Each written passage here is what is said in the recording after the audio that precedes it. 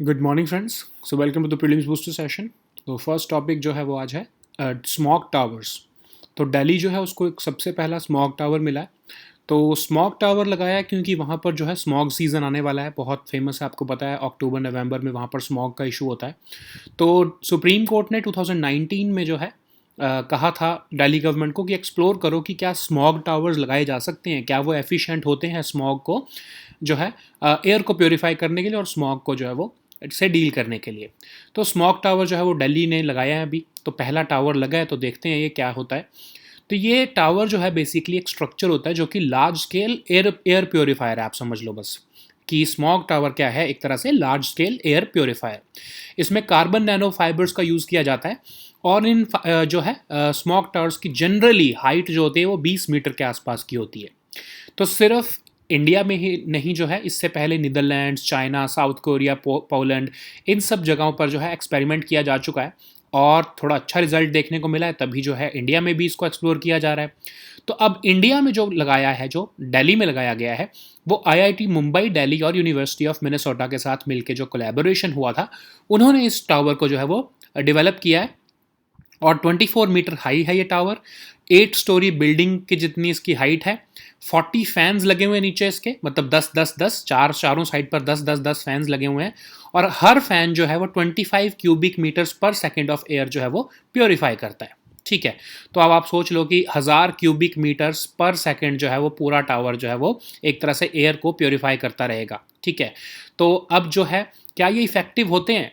अब देखने को ये मिला है कि 50% से के आसपास जो है इनकी एफिशिएंसी होती है। फाइन डस्ट पार्टिकल्स जो होते हैं उनको जो है 50% तक जो है ये उसको प्योरीफाई कर देते हैं। ठीक है, इवन जो है पार्टिकुलेट मैटर जो होता है आपका PM10, PM2.5 और जो है 20 मीटर के आसपास के एरिया जो है अपने टावर के आसपास का एरिया, वहाँ पर तक ये जो है रिफाइन करके दे सकते हैं हमारी एयर को। ठीक है, तो अब आप देखो PM10 और PM2.5 लेवल्स तक जो है उनको भी जो है ये पर्टिकुलेट मैटर को भी ये रिड्यूस कर देते हैं। तो ये एक अच्छा एक तरह से ऑल्टरनेटिव है और दिल्ली ने इसको शुरुआत की है। ये और ऐसे टावर्स जो हैं वो दिल्ली में भी लगाए जाएंगे, बाकी कई और सिटीज़ में भी एक्सप्लोर किया जा रहा है इसको। तो सून आपको इसको और सिटीज़ में भी देखने को मिलेंगे, खासकर नॉर्थ इंडिया में।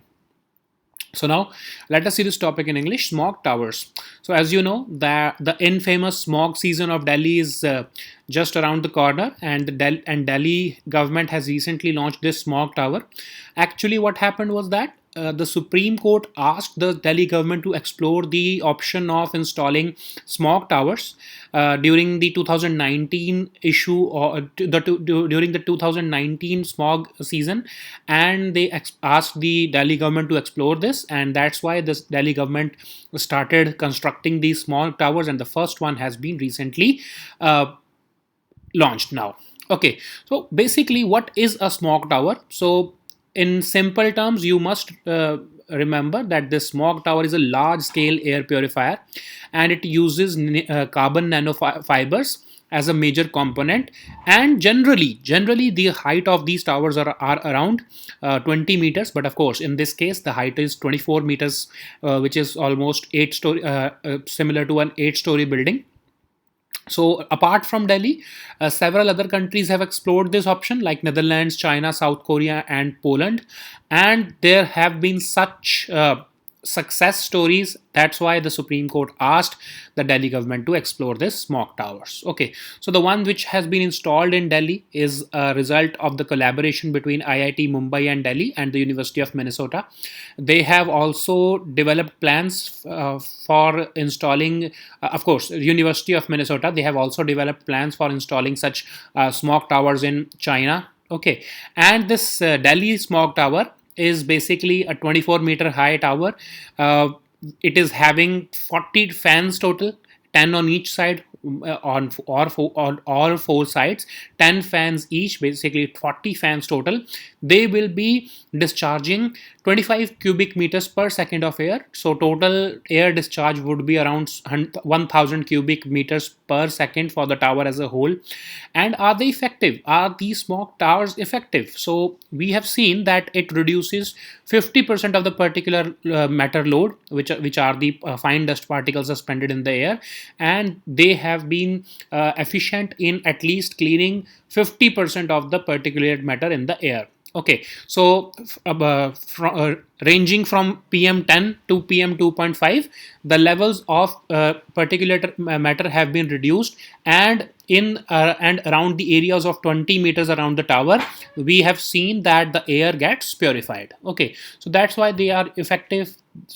You can expect several more air towers around the smog towers around the country, especially in the north region, where the smog situation gets really bad during the October-November months. So that's why the government has started this program, and they will be installing more such smog towers in the country.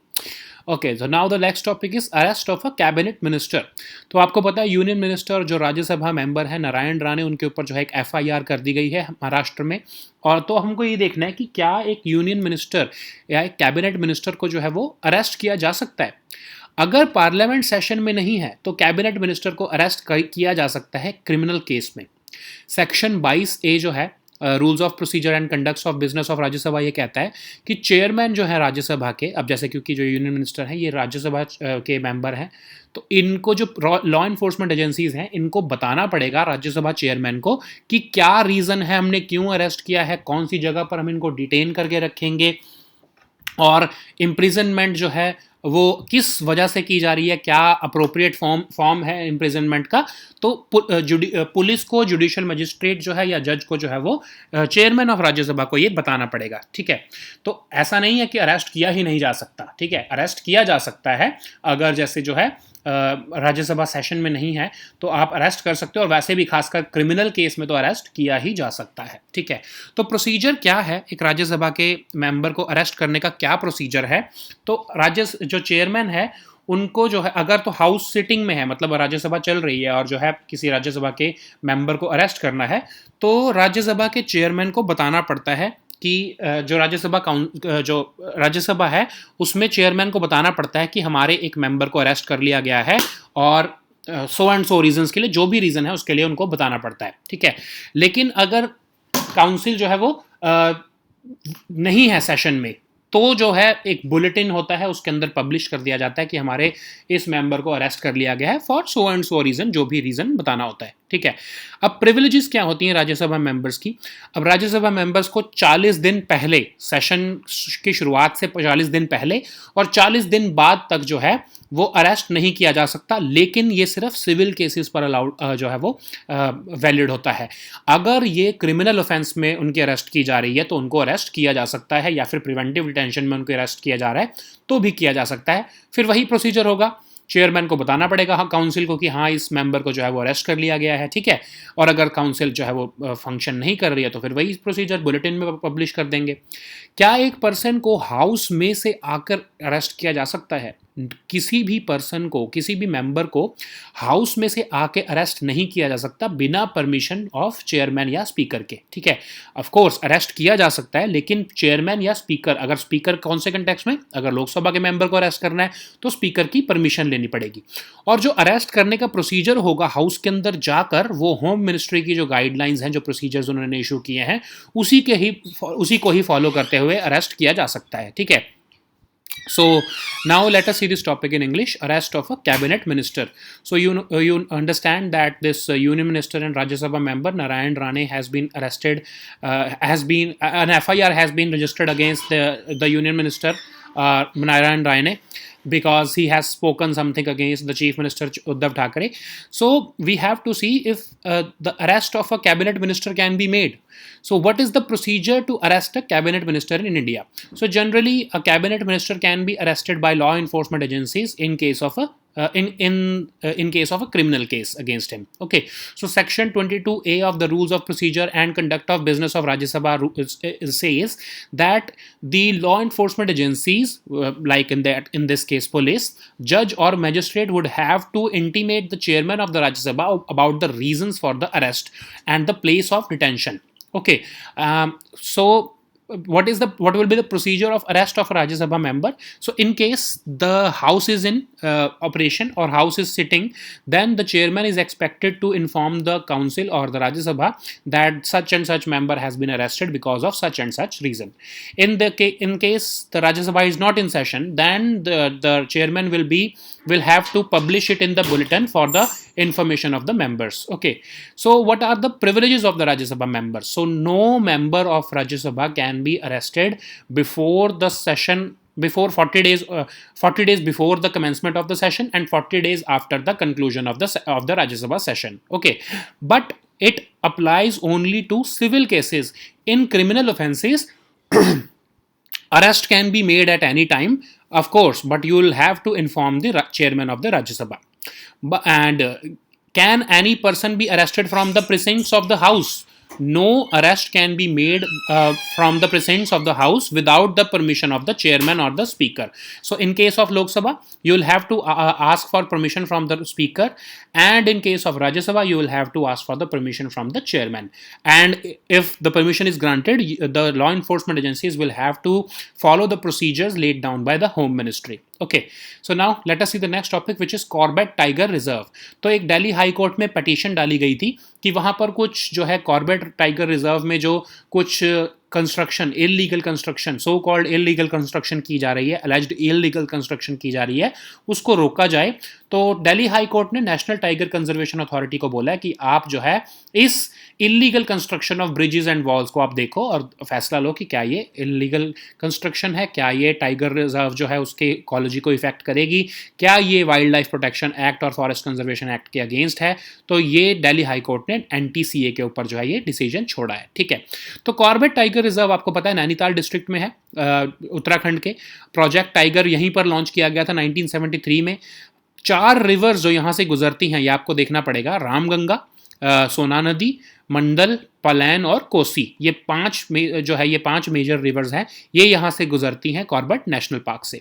तो अब India में total 52 tiger reserves हैं. अभी last month 5 जुलाई को जो है वो Ramgarh विषधरी tiger reserve, जो कि बूंदी डिस्ट्रिक्ट राजस्थान में है, वहाँ पर पड़ता है. इसको रिसेंटली जो है वो ऐड किया गया है. टोटल इंडिया में 52 टाइगर रिजर्व्स हैं. ठीक है, तो प्रोजेक्ट टाइगर क्या है? एक सेंट्रली स्पॉन्सर्ड स्कीम है जिसको 1973 में कॉर्बेट से लॉन्च किया गया था. और इसमें क्या होता है कि सेंट्रल गवर्नमेंट स्टेट गवर्नमेंट को सपोर्ट देती हैं, पैसे भी देती हैं कि जो टाइगर पॉपुलेशन है उसको मेंटेन करके रखा जाए, उनको प्रिजर्व करके रखा जाए, उनकी बायोलॉजिकल इंपॉर्टेंस मेंटेन करके रखी जाए.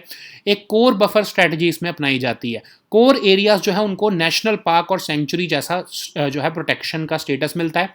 बफर एरियाज और पेरिफेरल एरियाज में फॉरेस्ट और नॉन फॉरेस्ट लैंड दोनों आते हैं और उनकी protection as compare to core areas थोड़ी कम होती है. ठीक है, अब नेशनल टाइगर कंजर्वेशन अथॉरिटी क्या, एक स्टैट्यूटरी बॉडी है जो कि वाइल्ड लाइफ प्रोटेक्शन एक्ट के अंडर बनाई गई थी. 2005 में इसको बनाया गया था, 2006 में इसको स्टैट्यूटरी स्टेटस मिल गया था और ये इसका सुपरवाइजरी और कोऑर्डिनेशन का रोल होता है. ठीक है, अब ये वैसे आती है जो है मिनिस्ट्री ऑफ जो एनवायरनमेंट है वो उसी के अंदर ये एक तरह से स्टैट्यूटरी बॉडी है. ठीक है, so now let us see this topic in English. Corbett Tiger Reserve. So recently a petition was filed in Delhi High Court regarding some alleged illegal constructions in the Corbett Tiger Reserve. Some bridges and walls were constructed, and that's why a petition was filed in Delhi High Court that these constructions violate the Wildlife Protection Act as well as the Forest Conservation Act, and apart from that it will be disturbing the whole ecology of the Corbett Tiger Reserve. So that's why Delhi High Court has asked the National Tiger Conservation Authority to take up this matter and see if this alleged illegal construction of the bridges and walls are actually affecting the breeding habitat of the Corbett Tiger Reserve. So this Corbett Tiger Reserve is located in the Nainital district of Uttarakhand. You all know that Project Tiger was also launched from this very area in 1973. 5 rivers, Ramganga, Sona Nadi, Mandal, Palayan and Kosi. These major rivers flow through this Corbett National Park. And in India, there are 52 tiger reserves as of July 2021. The recent one, the fifth, was added in fifth on the 5th of July, in which is located in Ramgarh. Which is located in Bundi district of Rajasthan, and the name is Ramgarh Vishdhari Tiger Reserve. Okay, and this project Tiger Reserve is a centrally sponsored scheme which was launched in 1973 in Corbett. It aims to ensure maintenance of available population of tigers in India, and it wants to conserve the biological importance of all the areas which are of having biological importance. It follows a core buffer strategy. The core one is of course having natural protection, more protection, national park or sanctuary level protection. In the buffer or peripheral areas, there is a mixture of forest and non-forest land, and it can be used for several other purposes. So there is a little less protection to this buffer or peripheral areas as compared to core areas which are severely protected. Okay, so under this Project Tiger, central assistance is given to states which are having this tiger population for tiger conservation in the dedicated or the designated tiger reserves. So this National Tiger Conservation Authority is a statutory body of the Ministry of Environment, and it follows the supervisory and coordination role. It is a body under Wildlife Protection Act. Actually, it was launched in 2005, but it was given a statutory status by 2006 after an amendment to the Wildlife Protection Act 1972. So now the next topic is Indira point.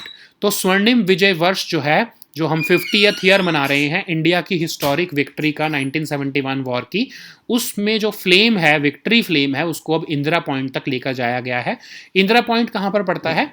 Nicobar district, great Nicobar island की जो अब India की जो southern most territory है वो है Indira point. ठीक है, तो इंडिया जो है जहां पर खत्म होता है एक तरह से इंडिया की टेरिटरी, उसको वहां पर ये लोकेटेड है इंदिरा पॉइंट. इसको पहले पिग्मेलियन पॉइंट और पार्सन्स पॉइंट कहा जाता था, लेकिन जब प्राइम मिनिस्टर इंदिरा गांधी जी 1984 में फरवरी में वहां पर गई थी और उसके बाद उसका नाम चेंज करके पिग्मेलियन पॉइंट या पार्सन्स पॉइंट से चेंज करके इंदिरा पॉइंट कर दिया गया. और यहाँ पर जो है गैलेथिया नेशनल पार्क और लाइट हाउस यहाँ का बड़ा एक मेजर अट्रैक्शन है.